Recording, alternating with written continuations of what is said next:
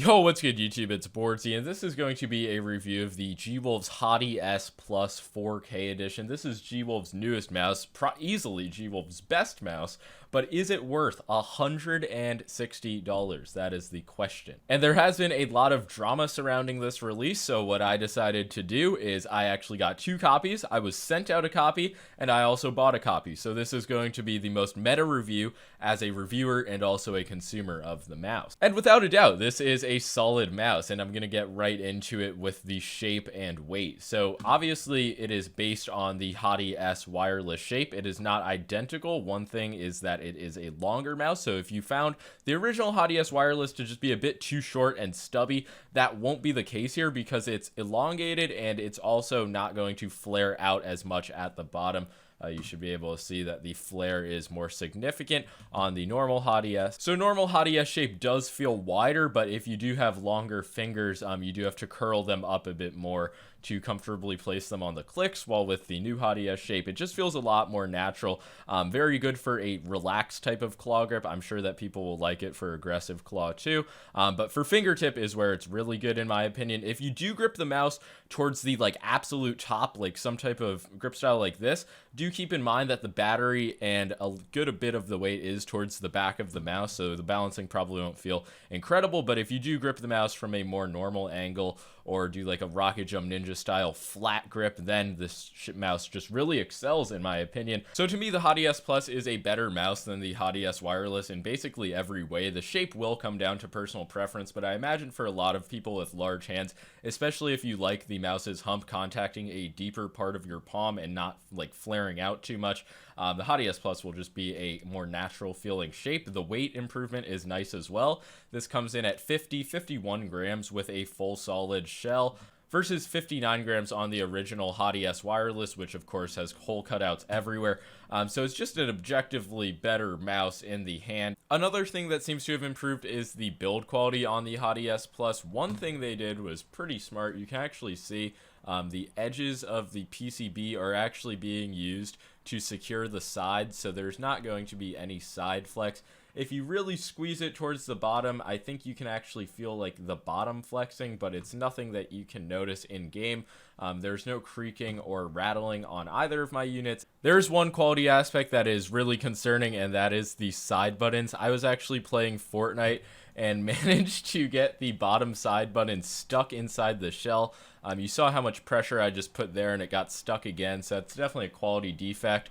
And what you gotta do is you gotta give the side a nice hefty squeeze to bring the side button back out. So that is one thing for sure. The other unit does not have this side button getting stuck in the shell no matter how much pressure I'm putting. And this was the unit that actually got sent out to me. Also, you can see that it is low battery, which is another flaw that I'm gonna get into later. So if you are epic Fortnite gaming, the side buttons, I know it's a pretty common problem with the G Pro Superlight. It seems to be a problem with the HATI S Plus as well. The main clicks, there's not really going to be any issues with pre or post travel. You can see there is some pretty intense wobbling. When you're just clicking it straight on though, the click feeling is solid. The bit of pre-travel is actually kind of nice because the zippy 60M switches they're using are not stiff or heavy, but they're definitely not the pinnacle of a light and spammable click, so the pre-travel does give them a more bouncy feeling. Overall, the click feeling is solid. They kind of feel like the optical switches in the MM731 shell, if anybody knows what those feel like.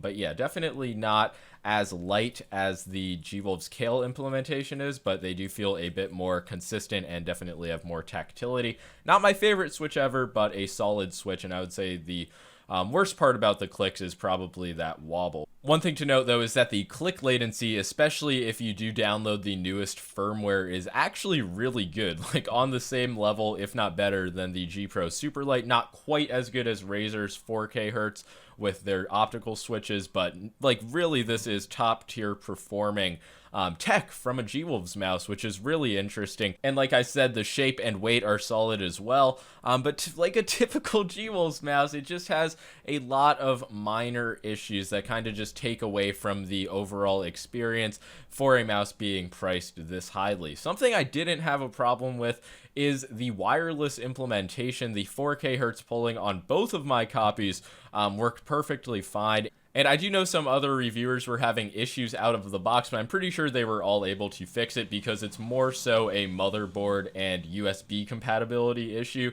rather than the actual wireless implementation. But for me, all the games I tested, 4K hertz polling rate was perfectly fine. I'm gonna have to finish this review with the mouse plugged in because both of my copies actually died mid-review, which is just insane. The battery life with the 3399, I guess I'm gonna talk about that now. It's really not too good. They said future batches are going to use 3395s, and I believe that's because the 3395 is more power efficient. I'm telling you, with 4K hertz polling rate, you are getting a day, maybe over a day. Like, it seems to be worse battery life than the Razer 4K. It's hard to tell because I'm not like clocking how much I'm moving the mouse.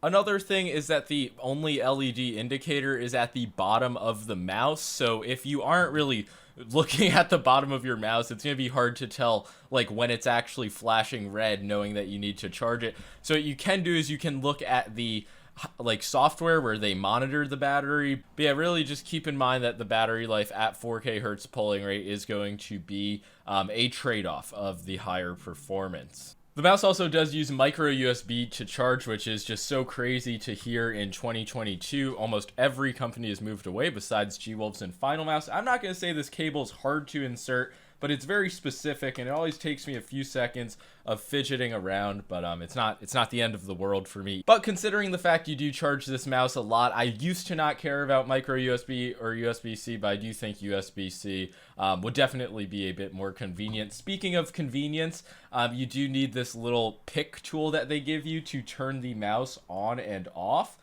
You can see there's the on and off switch down here, and then you just have to give it a little flick, and then your mouse turns on. So if any OGs remember the wireless antenna that Gwolves originally had, I feel like this is kind of a light version of that. It really does not matter. Once your mouse is on, you're fine. Just don't lose the little pick, I guess. You could probably use a toothpick. But that's all of the unimportant stuff. Getting back to what matters, the actual sensor performance. This mouse feels great in wireless mode. The 4K feels extremely smooth. I've not had any issues with jittering. I'm sure since there is a 3370 edition that is 1K hertz polling available for $110, people are going to ask if it is worth paying $50 extra for 4K hertz polling rate.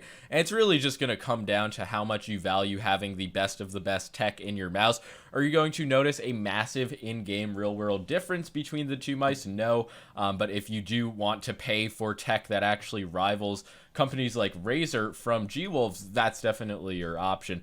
And considering that this is $160, I was really expecting the top tier performance from this mouse, and for me at least, it seems like that is what has been provided. The sensor implementation, the click latency, they just feel spot on in all regards. It is hard to say that this is worth like $70 more than something like a Pulsar X2 Mini though, which I think is going to be a better mouse for fingertip at a fraction of the cost. But if you are looking for a good small mouse with 4K hertz polling rate, it is really your only option.